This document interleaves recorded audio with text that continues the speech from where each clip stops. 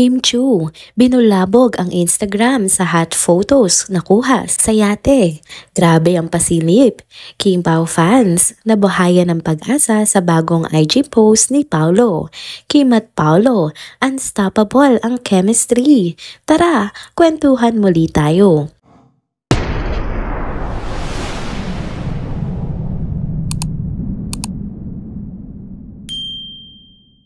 Hello mga ka-trenders! Welcome back muli sa ating channel. Kung bago pa lamang kayo dito, huwag nang kalimutang mag-like, mag-subscribe at i-hit na rin ang bell notification para lagi kayong updated sa mga balitang trending at napapanahon. We are back in here again sa ating channel. Kumusta mga ka-trenders? Ay grabe, matatapos na naman ang April. Ang bilis talaga ng panahon ano? Parang kailan lang ay bagong taon pa. Pero bago tayo tuluyang mag-move on sa bagong buwan, tara magtsikahan muna tayo dito sa ating paboritong tambayan. Unang pasabog natin sa video update na ito, si Kim Chu. Nagpatakam ngayong tag-init. Oo mga ka-trenders, wala ngang preno si Kim sa pagpapainit ng summer vibes ngayong taon. Walang kaduda-duda ang kanyang patakam matapos niya ngang ibalandra sa kanyang Instagram account ang ilang mga larawan na talaga namang bumihag sa paningin ng marami. Grabe Kim, kung hotness lang naman ang pag-uusapan, parang nagliyab talaga ang buong Instagram dahil sa mga pictures mo. Sa ilang larawan nga na ipinost ni Kim, ginulo niya ang atensyon ng netizens, sabay pa sa mga nagaganap na selection ng Miss Universe Philippines 2025. Imagine mo, habang busy ang mga beauty queen sa pagrampa, etong si Kim biglang bumira ng pa-beauty queen din, pero may halong angas at kaseksihan. Parang sinasabi niya, wait lang, ako muna.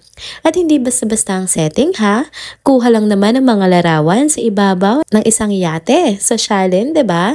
Dito muling naglabas ng resibo si Kim kung bakit isa siya sa top choices ng mga fans bilang liquor calendar model ngayong 2025. 'Di ba siya nga ang naging calendar girl ng isang sikat na liquor brand? Well, sa mga larawang ito pa lang, panalong-panalo na. Tingnan mo naman kasi, mula sa kanyang napakagandang mukha, pababa sa balikat na akala may pang high fashion model, tapos may dagdag pang perfect na figure at mahahabang legs. Naku, kung hindi mo siya kilala, aakalain mong isang international model siya. Swabe, classy, at fierce. Parang kalaban na si Kendall Jenner sa runway. Parang isa sa mga Victoria's Secret angels na biglang nagbakasyon sa Pilipinas. Pero teka, hindi pa nga tapos ang patakam.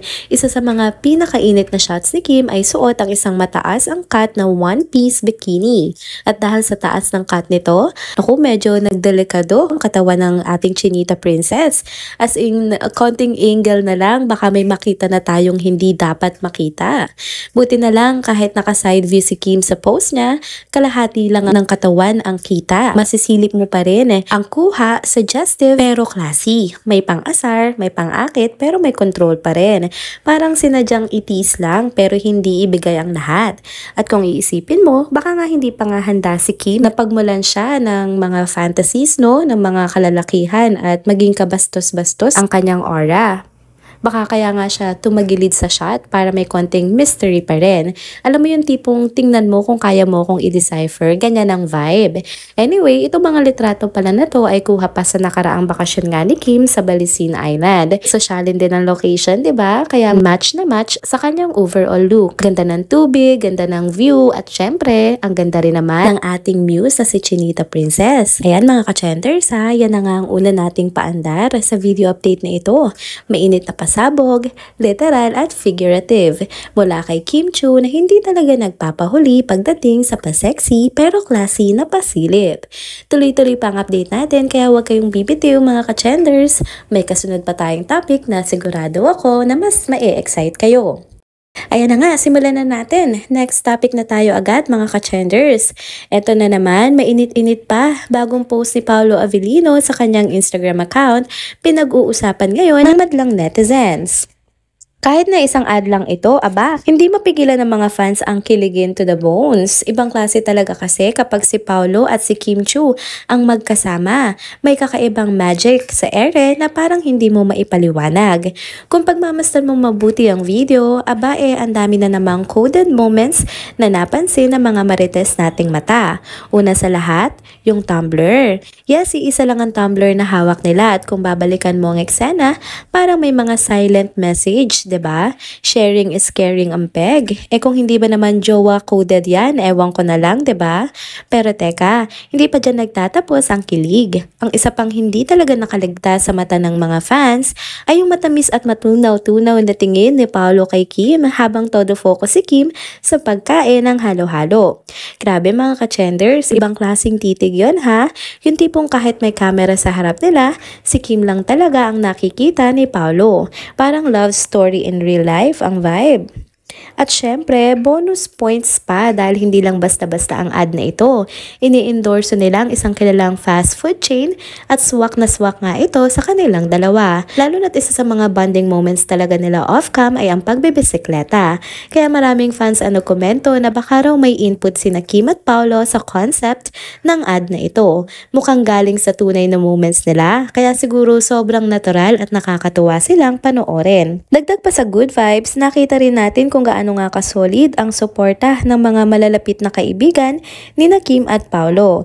Sa comment section pa lang ng post, kita mo na agad ang kilig at tuwa nila para sa dalawa. May mga nag-comment pa nga na ang cute nila at talagang sila na talaga. At talagang hindi lang fans ang naaliw ha, pati mga inner circle nila all out din ang suporta.